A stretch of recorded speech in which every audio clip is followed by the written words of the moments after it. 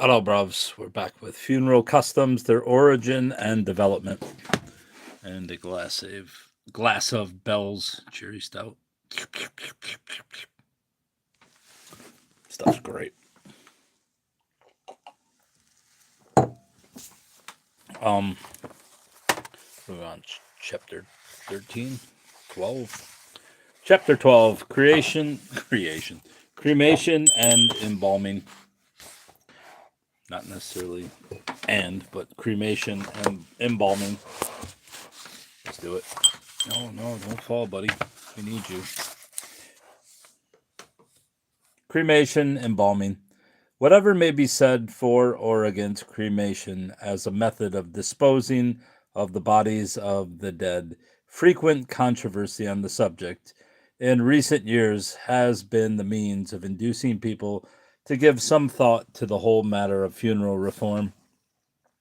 Under a protecting cloud of sanctity, our funeral observances have been handed down unquestioned from generation to generation till the introduction of scientific cremation opened up a healthy discussion and forced the average mind to consider such things from the point of view of essentials.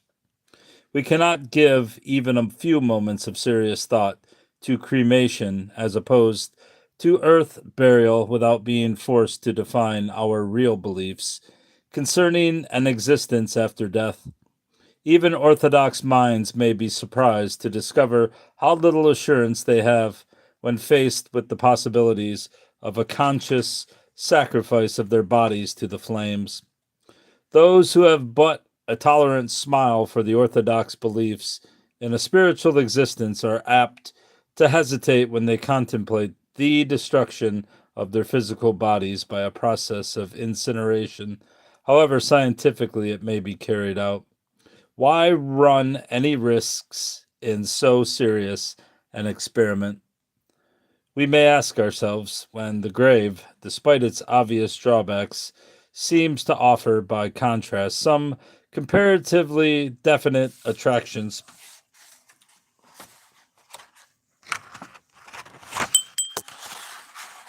In vain will the advocates of cremation argue the larger question of the welfare of the public health with those who have the smallest lingering doubts. A natural horror of fire is the first obstacle to be overcome if cremation is to become a general practice. Even advanced people dwelling in a certain garden suburb near London have been seen to cast uneasy glances at the tall chimney of the grill room, as in the crematorium is playfully called, which has been erected so conveniently at the entrance to their sylvan retreat.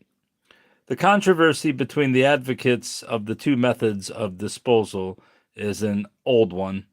At the deathbed of Gurkha Nanak, the founder of the Sikh religion, the question arose as to whether his body should be buried, as was the custom of the Mussulmans, or cremated according to the practice of the Hindus.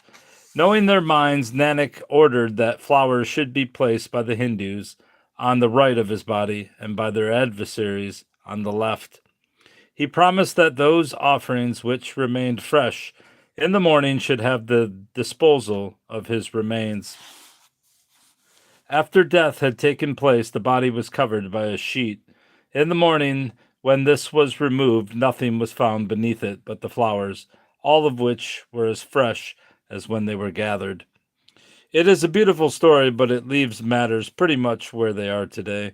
Looking backwards over the ages, we find the method of the disposal of the dead in the following order: burial, 2. A period of both burial and cremation or a partial burning of the body. 3. Cremation gradually becoming obsolete, and earth burial the general practice. The Greeks and Romans originally buried their dead, but later cremation became customary. Incineration was the general practice of the ancient world, with the exception of Egypt, which embalmed, Judea, which learnt its embalming, and other practices from the Egyptians, buried in the sepulchre, and China in the earth in accordance with the doctrine of Feng Shin. The Romans had so great a respect for all burial places that the Christians were allowed to inter their dead undisturbed, whilst otherwise persecuted. The Greeks continued both methods with a decided bias towards cremation. What was the reason underlying these preferences? Claude tells us the well-nigh common practice of burning the dead in the Bronze Age was probably resorted to as a yet more effective way of getting rid of the ghost than by the burial of the body. Once again, we shall note the primitive dead dread of being haunted, which plays so large a part in all our funeral customs. What do you got, Brobs? Even the placing of weights on the body and the construction of a ring fence round it seems to have been considered as less efficacious, for to burn was to annihilate.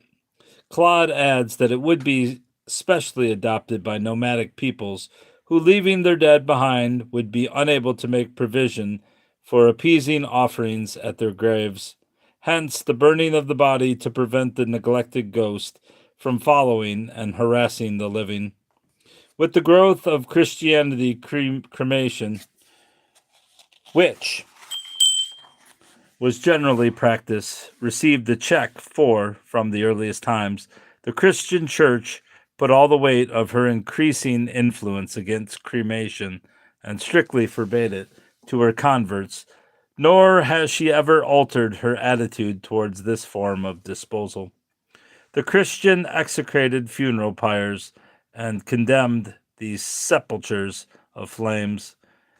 Minucius Felix wrote in the 3rd century a statement which he thus qualified: "Nor do we fear, as you may suppose, any harm from this mode of sepulture, but we adhere to the old and better custom."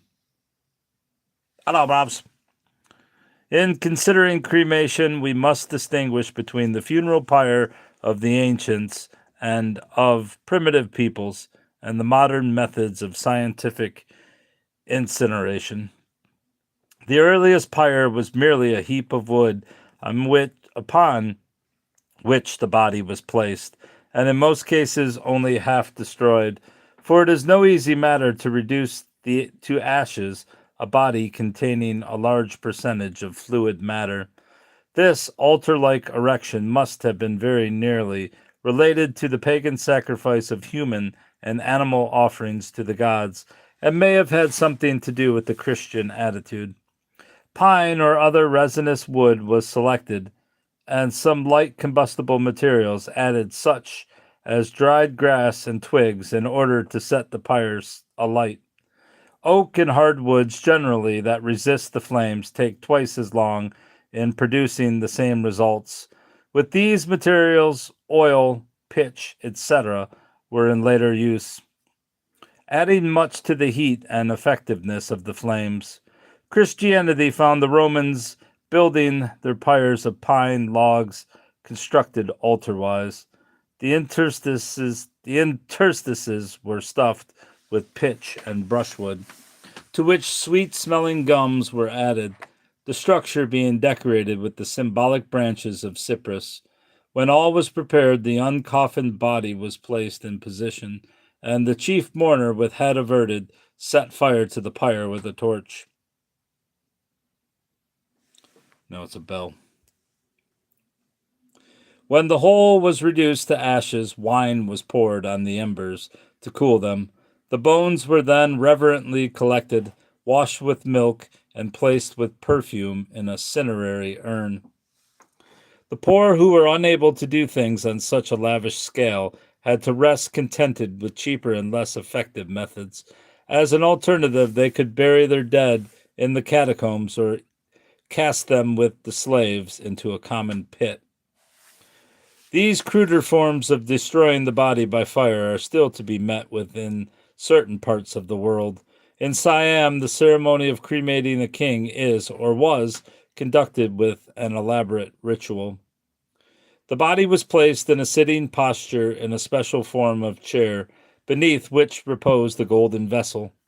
A quantity of mercury having been poured down the throat to dry up the body. A golden mask was put over the face of the dead ruler.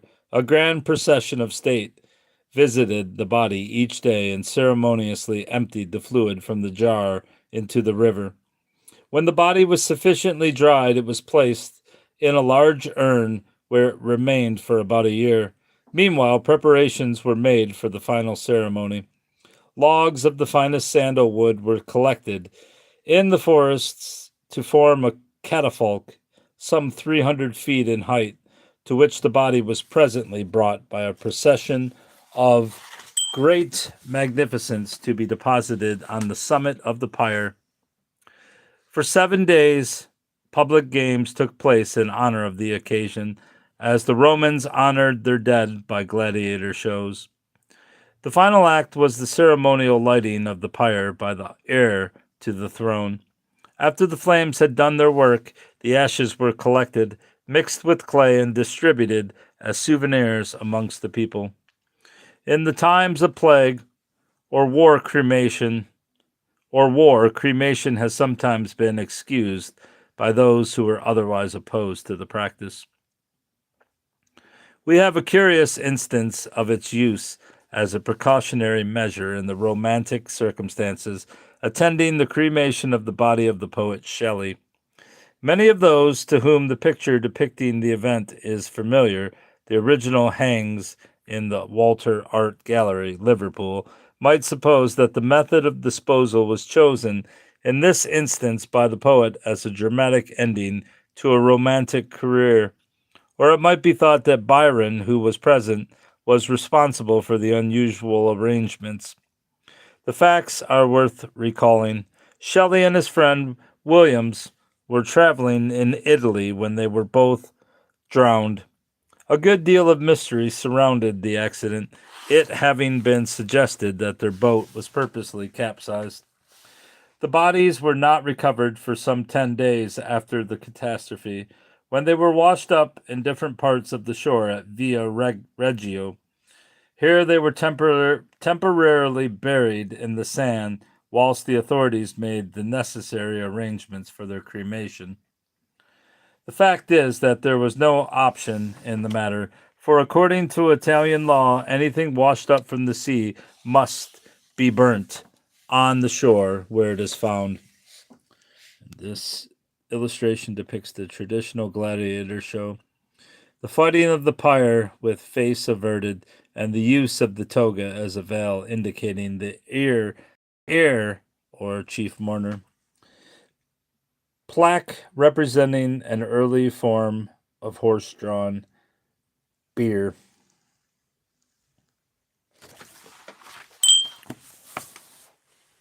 This is an old precautionary measure against the introduction of plague into a sea-girt country, which has suffered so often from such visitations. A military guard was at once dispatched to the spot in order to see that the regulations in force were strictly adhered to. The soldiers collected driftwood from the beach and pine logs from an adjacent forest for the funeral pyre, and a grid of iron was provided in order to secure a proper combustion, on which the wood was piled. These arrangements were carried out under the personal supervision of an officer from the Office of Health. The body of Williams was cremated first, and that of Shelley on the following day. Frankincense, salt, wine, and oil were thrown onto the burning pyre, and in a few hours all that remained of the poet's body, except the heart, which was recovered from the flames, was gathered up to be interred in the Protestant cemetery of Rome, where Keats had been buried. Leigh Hunt witnessed the proceedings with much emotion from Byron's carriage, whilst Byron, unable to bear the sickening odors, left before the body was consumed. "Don't repeat this with me," he said. "Let my carcass rot where it falls." It is safe to say that if no better methods of incineration had been devised than those which have been described, nothing would have been heard of the modern revival. Before we follow the introduction and growth of scientific cremation, let us see what inducement it offered as compared to burial. In the year 1658, Sir Thomas Browne published a quaint book entitled Hydriutopia, or Non-Burial, but it was Sir Henry Thompson who first seriously brought the matter to public notice in this country. Don't do this to me. Don't do it. If we would discover in what spirit he approached the subject, we cannot do better than examine the actual terms of the problem he had set himself to solve. Given a dead body to resolve it into carbonic acid, water, and ammonia rapidly, safely, and not unpleasantly, we may be amused to find the scientific mind throwing in, as a last clause or sop to suit more delicate stomachs, that the process should not be unpleasant. The early advocate of the scientific system drew the most encouraging pictures of the commercial value of their proposals. The actual number of tons of bone imported into this country for the purposes of manufacture and manure was most carefully computed, and the benefit to the community in pounds, shillings, and pence to be derived from human remains formed what they supposed would be one of their most convincing arguments. Yet another proposition which was seriously set forth in favor of cremation was the possibility of producing gas for lighting purposes by means of a retort, or a kind of mortuary gasometer. As a French writer observed, if you want to prevent cremation in France, a country which has a deep veneration for her dead, you cannot do better than spread abroad such arguments as these. But, after all, it is a point of view. If we are quite satisfied that a corpse is simply so much fat, so much water, ammonia, lime, and so forth, and nothing else, what possible harm can there be in separating such parts from the whole as would be usefully employed for manufacture or agricultural purposes? Many eminent scientists, as well as others, have bequeathed their remains to science. Jeremy Bentham, the famous philosopher, left his body to the University College Hospital, where it was preserved fully dressed and may be seen by the curious. Sir Victor Horsley bequeathed his skull and brain to the Neurological Society of London, but his untimely death in Mesopotamia prevented the fulfillment of the promise. We have read of the methods alleged to have been adopted by the Germans in their cadaver utilization establishment, a commercial enterprise about which full and gruesome stories were related. We were told that the corpses from the battlefields, nearly tied up in bundles, find their way to this establishment. Here they are passed on by a system of endless chains from one process to another, leaving behind them all sorts of valuable byproducts, particularly those of which a shortage existed in the enemy countries. But why not? Whence the horror which was expressed, be the facts true or otherwise? Here we have a materialistically minded nation putting into practice in times of stress those principles advocated by the pioneers of cremation in times of peace, namely the use of the bodies of the dead for utilitarian purposes. The position is surely logical if we believe that a corpse is so much decaying flesh and nothing more. About the time that the advocates of cremation started their propaganda, science was in the main not only opposed to the spiritual aspects of death, but was considered by many as the appointed means by which a purely materialistic conception would be brought about. As we know, the unexpected happened, and some of our leading scientists today are not only taking us in the opposite directions, but leading us both farther and faster than many of us are inclined to be led. Let us remember that the utilization of human remains was not the only claim put forward in a favor of the funeral reforms advocated. For instance, the pioneers insisted that the compulsory cremation of all persons dying of infectious diseases, would do very much towards stamping out certain epidemics. They further claimed that by doing away with the burial grounds, not only would the public health be safeguarded, but that a vast acreage of land, instead of lying idle, could be put under cultivation and a considerable revenue gained thereby. These ideas were the main arguments put forward by the cremationists.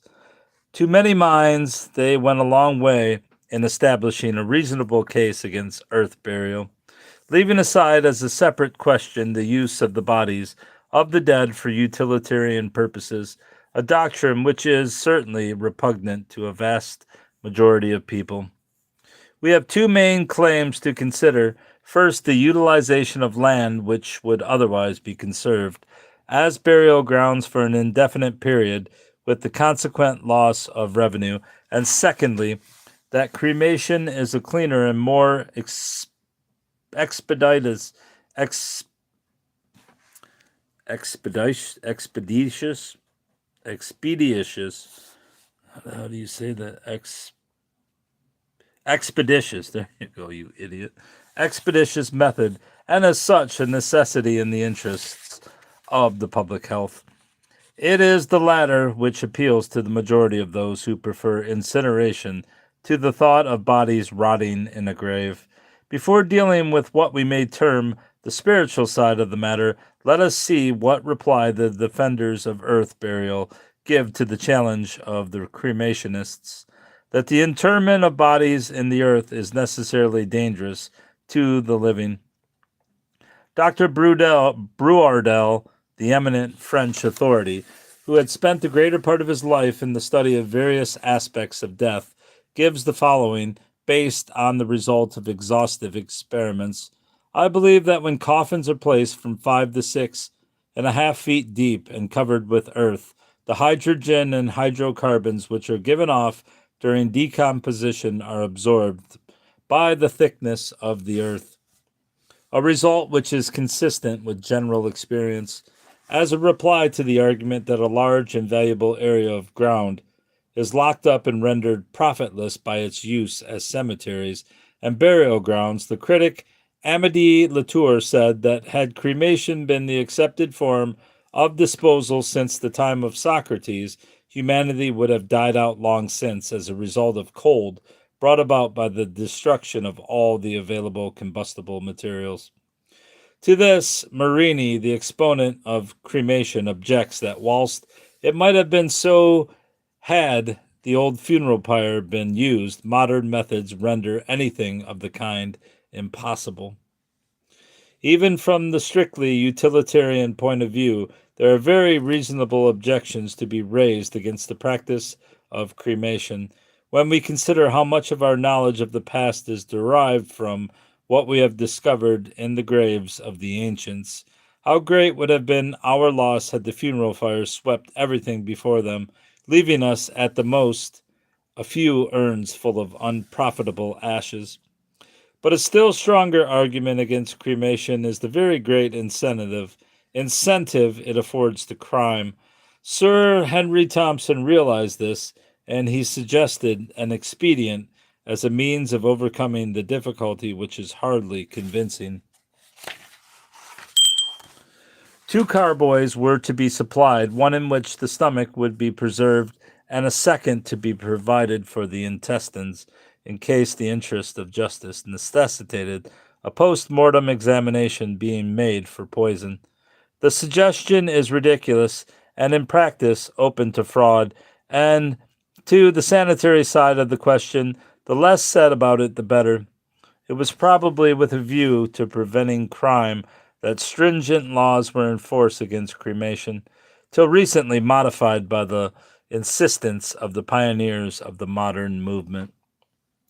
In France, it was illegal to the year 1889, when it was allowed under certain restrictions.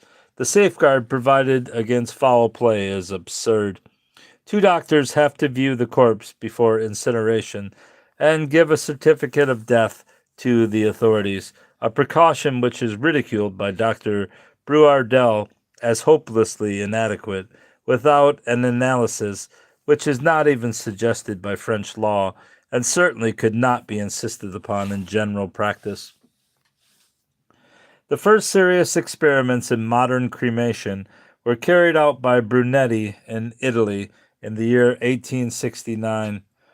The apparatus bearing his name was exhibited in Vienna in 1873, the process being conducted in the open. A later contrivance invented by Siemens was of the closed type.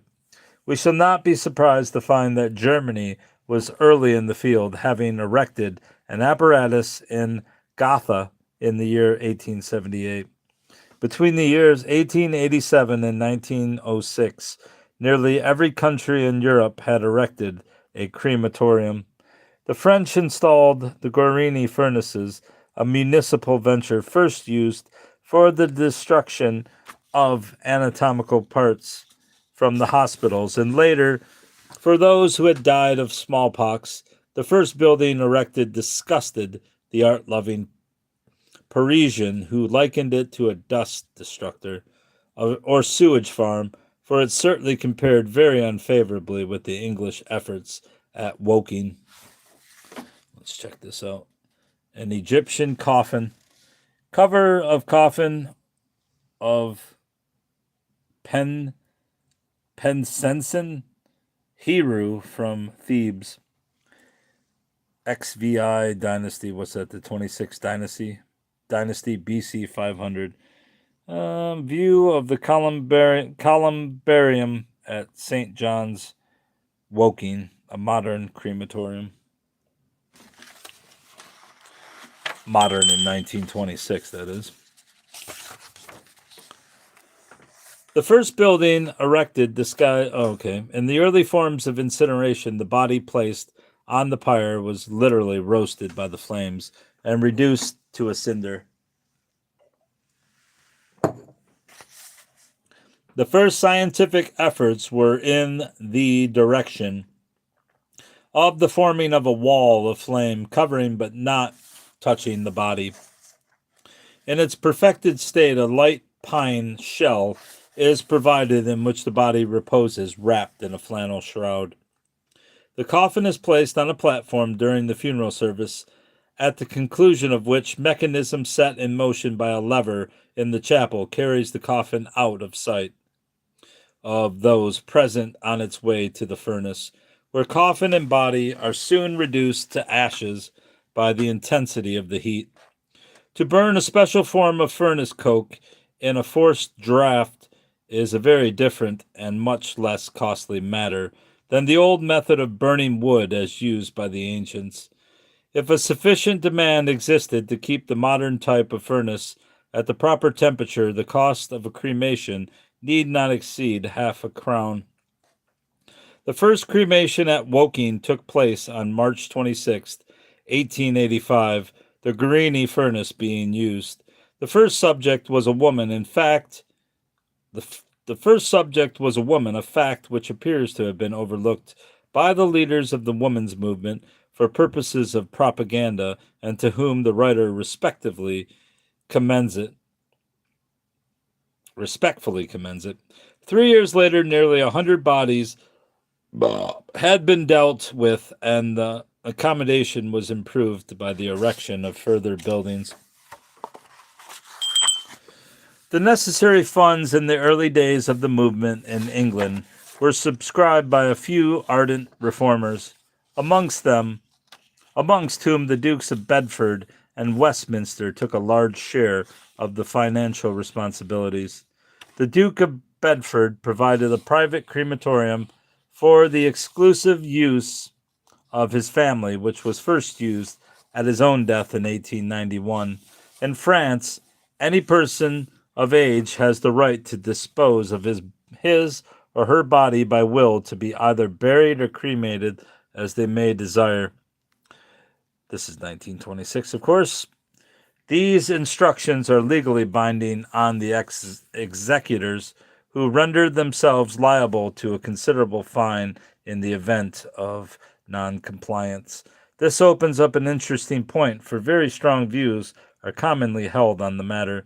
In this country, a person ceases to have any legal control of his body at the moment of death, so that one wishing to be cremated or buried, as the case may be, whose relatives are likely to take an opposite view of the matter, must resort to a trick. And he's speaking of England in 1926. Property should be left in these circumstances to those responsible for the disposal of the body, conditionally upon the wishes expressed being faithfully fulfilled.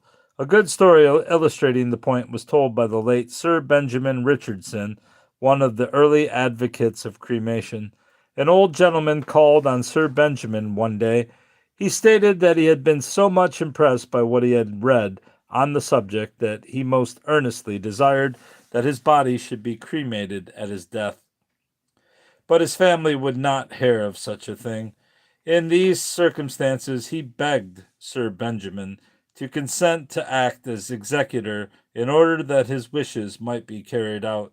Sir Benjamin explained the legal position and suggested his visitor should leave a large sum of money to the cremation society in the event of objections being raised by his daughter, who would otherwise receive his fortune. Shortly after this interview, the old gentleman died.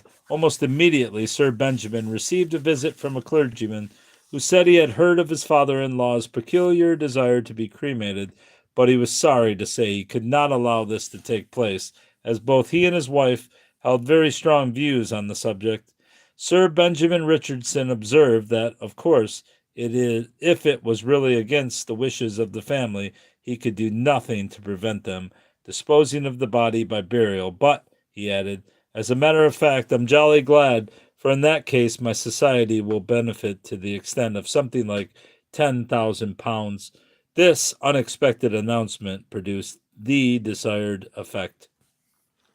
On the following day, Sir Benjamin received a letter from the clergyman, who wrote that after due consideration the family had decided that as it would be a greater sin to allow the money to go to the society, they withdrew all opposition to the cremation of their relatives' remains. It has been stated that from the earliest times to the present, the voice of the Christian Church has ever been emphatically raised against any form of cremation. It is true that since its introduction into this country less than 50 years ago, a number of the laity and even the clergy of the established church, as also those of various other Protestant bodies, have submitted to this form of disposal, but they have done so as a matter of individual preference and on the strength of a personal opinion.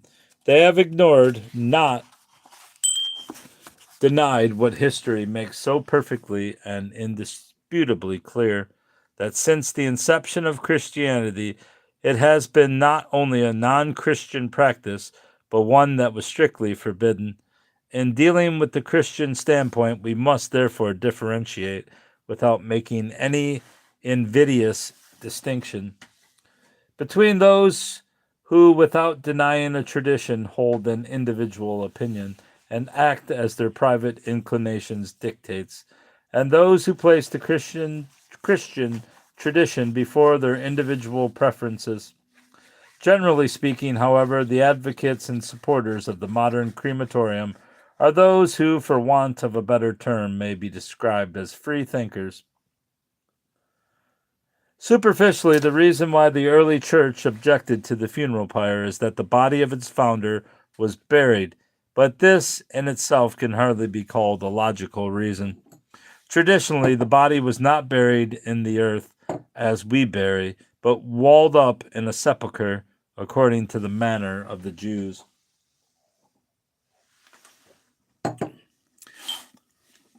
We have considered reasons given by early Christian writers for such common funeral practices as the ceremonious washing of the dead, because this was done to the body of our Lord. In view of the fact that these were customs of Jewish origin, we must trace them further back than the Christian era if we wish to know something more about them. The Jews notoriously acted in all matters affecting personal cleanliness and hygiene with an extraordinary discernment.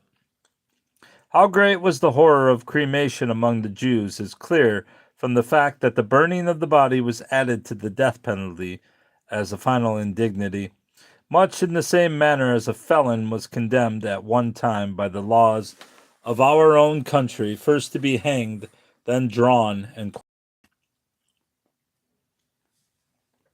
The burning of the body of Saul might seem to be a remarkable exception to the rule, but the immediate circumstances must be taken into account.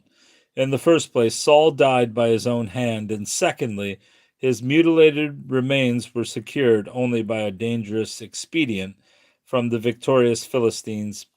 In this case, if we follow the narrative, we shall find a strong supposition that the remains were thus destroyed by fire, as the only means of saving them from greater indignities. The matter is still further elucidated by the fact that the burning of the body was held to account for the 3 years of famine in the time of David. Modern Orthodox Jews oppose cremation as not in consonance with the spirit of Judaism. Dr. Herman Adler, the chief rabbi of Great Britain, pronounced it a violation of Jewish laws. More liberal minds have held that it is the duty of a rabbi to officiate, if asked to do so, at the funeral of a co-religionist, rather than to refuse on the grounds that cremation is an anti-Jewish practice. Others would give their services as ministers of religion, but retire before the actual cremation. Such instances are, however, quite modern and notable as exceptions only. The Jews, believing that the stages of decay in the grave were experienced as physical pain by the deceased as an atonement for sins, might very well hesitate to commit their remains to the flames. A Jew recently deceased left a remarkably unorthodox provision in his will, insisting, amongst other things, that he should be cremated and the ashes cast to the wind without any religious ceremony or memorial.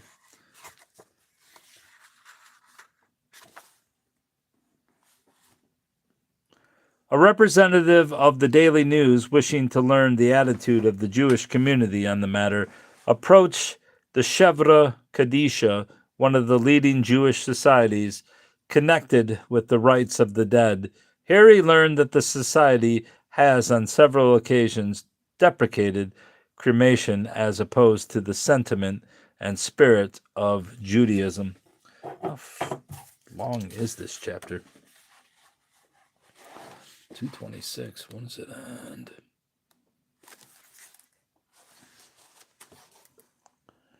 232. All right. Let's see about that. Oh, it does. All right.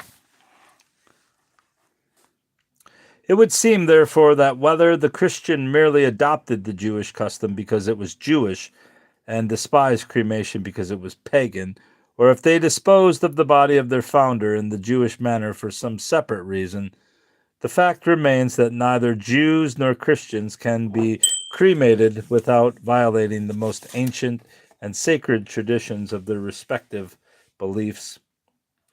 That such reasons will not deter many professing either faith from so disposing of their bodies goes without saying. The revival of psychic investigation came much into vogue about the same time as scientific cremation. The growth of this cult has been very remarkable, and it may be interesting to note what the modern occultist has to say about the matter. Amongst a lot of contradictory experiences, we gather that it is generally held that the spiritual counterpart or personality does not leave the body for a considerable time after death, and that it is attached meanwhile to the seats of the emotions by a cord visible to those who are psychic. Any violent interruption of the slow processes of nature is therefore harmful. In this connection, it is interesting to remember that the Jews did not seal the sepulchre after the dead had been deposited there till 3 days after death had taken place, during which time the relatives constantly visited the tomb, hoping that signs of returning life might be manifested. In the ancient world, the Egyptians are credited with a very special knowledge of occult matters, and they performed many most elaborate rites for the dead, with which the Israelites became familiar, having learnt embalming from them. To this nation, incineration was utterly opposed to their traditional practices. Without any attempt to dogmatize on a subject about which really very little is defined, even a superficial study of the question of cremation will show us that this method of disposal is certainly not a necessity from the sanitary point of view, that it introduced a certain element of danger in the hands of the criminal, and that it is directly opposed to Western practice and tradition. It may be said in favor of cremation that it is both quick and cleanly, and that it dispenses with the necessity of burial grounds. In its place, we have the columbary or dovecot, so called from the niches or pigeonholes it provides for the cinerary urns containing the ashes. These receptacles, which may be hired for a term of years, take up so little space that it would be difficult to spend any large sums of money on their adornment. In this matter, they certainly have an advantage over the grave. As a rule, a marble lining and a bronze grill enclosing the aperture is the sum total of extravagance. Needless to add that in most cases the vulgarity and shoddy ugliness peculiar to the undertaker's works has left its impress on the urn and casket. The inscription is invariably lettered in the worst possible style, or perhaps more correctly, in no style at all. Here and there, as the eye wanders over row upon row of niches, an exception may be found, designed perhaps by an artist and not selected from the catalogue of the trader. With such exceptions, by far the best receptacles are those which are either actual replicas of or designs based on the ancient Greek or Roman examples found in the catacombs and elsewhere. Undoubtedly, the removal of cremation has necessitated the reconsideration of many funeral practices, and it might be reasonably hoped that grave goods would have been abolished amongst other things. This, unfortunately, is not the case, for it is quite common to find in the niches sentimental offerings for the solace of the departed spirit. If for any other purpose, what is the object of placing it in or near the urn? Photographs of relations, artificial flowers, favored volumes of poetry, and other personal trifles. In the view of the fact that the dismal trader has been responsible for conserving from one generation to another the rags and tatters of pagan survivals, it may be interesting to inquire what are the views of the modern undertaker on the subject of cremation, but let him speak for himself. The following is an extract from a letter written by an undertaker to the editor of the Undertaker's Journal. Has the undertaker considered the value of cremation from the commercial point of view? Looking it straight in the face, I think if it became more general, the undertakers would not be required to supply much in the way of beautiful caskets, and possibly at times the crudest and cheapest form of coffin would be used to convey the body to the crematorium.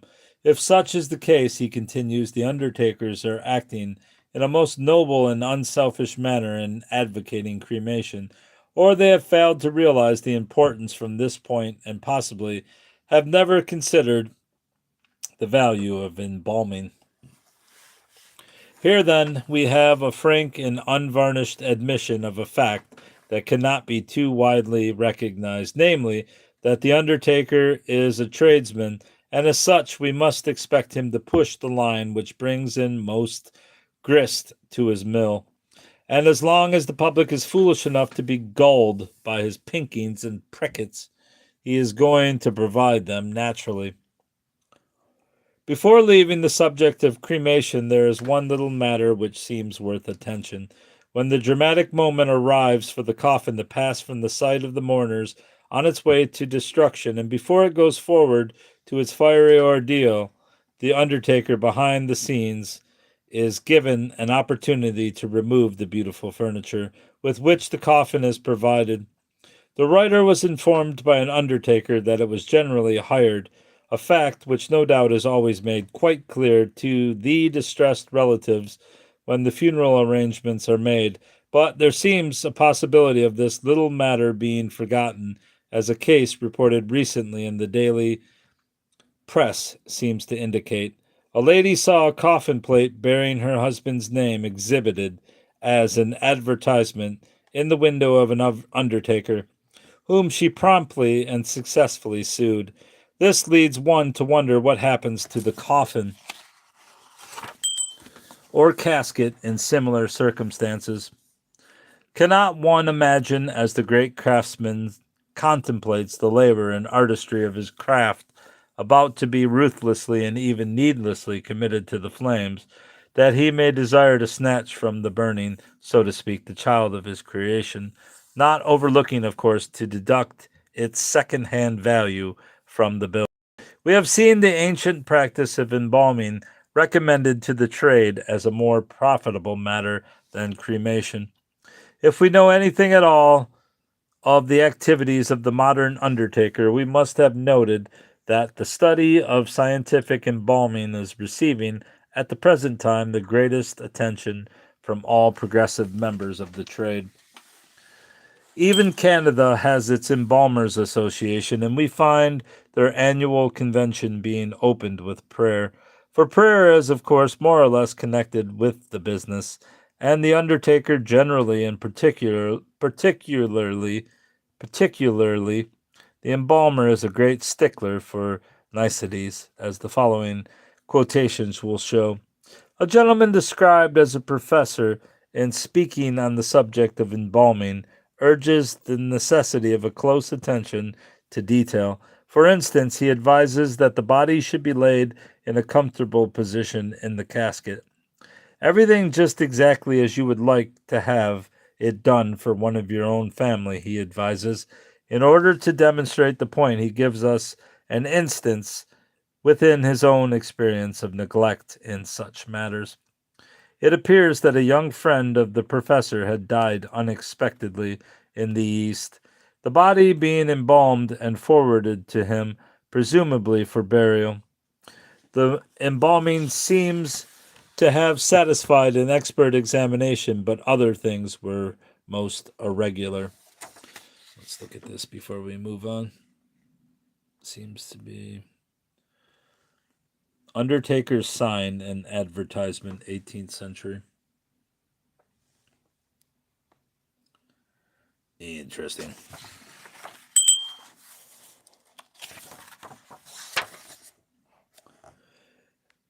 They had put a suit on him, we are told, but the trousers were turned up, evidently not the permanent turn up, so often recommended by the tailor, for straw and stuff were disclosed in the folds. Moreover, the clothes had not been brushed. Fortunately, says the professor, the body came to my establishment, but suppose it had gone home first. There were other marks of carelessness exhibited in this particular instance, which were no doubt put right with a generous hand. I don't object to spraying the casket and lining with some nice perfume in order to get the odor of flowers instead of the odor of death, he continues, and one cannot help wondering if there must be an odor of some kind, if the honest and homely smell of carbolic or some other clean disinfectant would not be preferable to a choice blend of corpse and camellias recommended by the professor. What is there to be said for or against embalming? From the point of view of the trade, it has no doubt very much to commend it. For you can sell your richest, most beautiful casket and obtain, in addition, a liberal fee for embalming. In cases where a body is brought from a distance, certainly some such sanitary methods might be usefully employed, but we have still to be convinced that there is any circumstance or combination of circumstances where the removal of a body from the place where death occurs is either necessary or advisable. And that will end chapter 12. 12. How many pages are left? 232. And we have less than 50 pages, I think. Yes, definitely less than 50 pages. 40 pages. Once there are 2 chapters left, or 3.